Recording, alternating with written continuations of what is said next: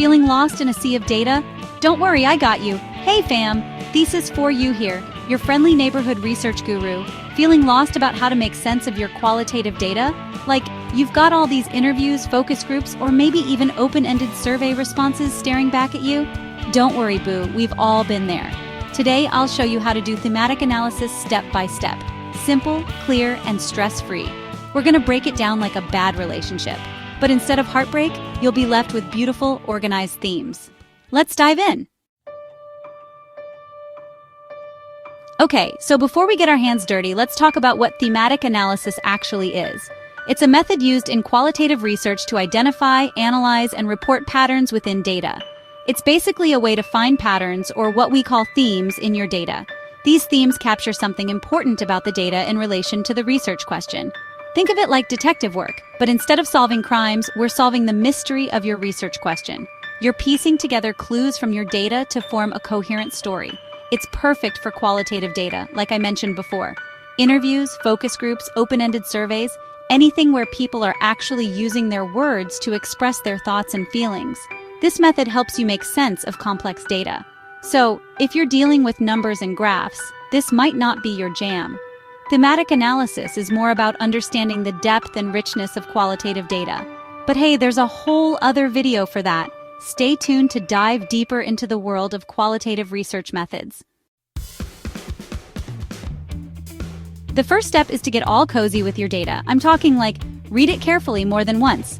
Grab your highlighters, your sticky notes, your favorite beverage, whatever it takes to really immerse yourself in the words. As you're reading, jot down anything that jumps out at you. Surprising quotes, things that keep popping up, or even just initial thoughts and reactions.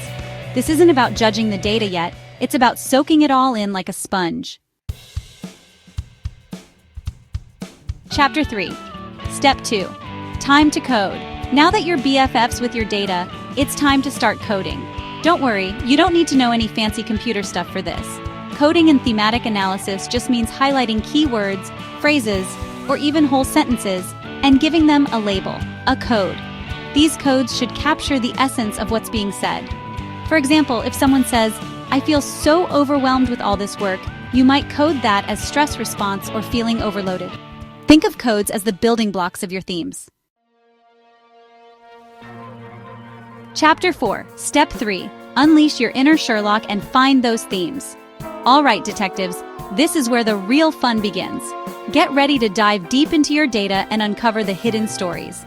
Now that you've got all these codes, it's time to start grouping them together into themes. Think of themes as the chapters of a book, each telling a unique part of your story. Themes are basically the bigger picture stories that your codes are telling. They help you see the forest for the trees. For example, if you see a bunch of codes like feeling isolated, lacking support, and struggling to connect, you might group those together under the theme of academic loneliness. This theme captures the essence of those individual codes. See, we're connecting the dots.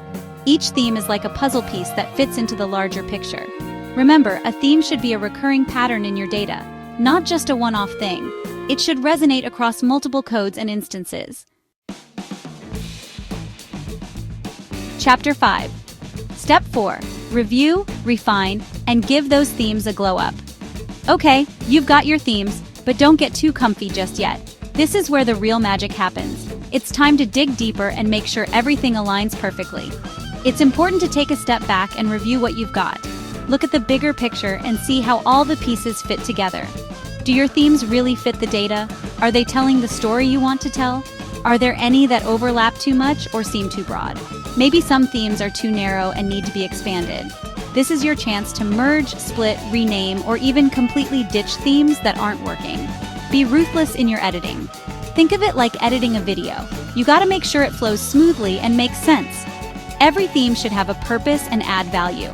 Once you're happy with your themes, give them clear, concise names that accurately reflect what they represent. Make them easy to understand at a glance. Something like managing stress or coping with isolation, you get the idea. Clear names will help you and others quickly grasp the essence of each theme. You did it! Now go forth and analyze your data. And that's it. Familiarize, code, find themes, review themes. See? Thematic analysis isn't so scary after all. Now you've got the power to unlock the hidden stories in your qualitative data. comment theme. If you want my free thematic analysis checklist, it's got all the steps we talked about, plus some bonus tips and tricks. And don't forget to subscribe for more insightful research tutorials.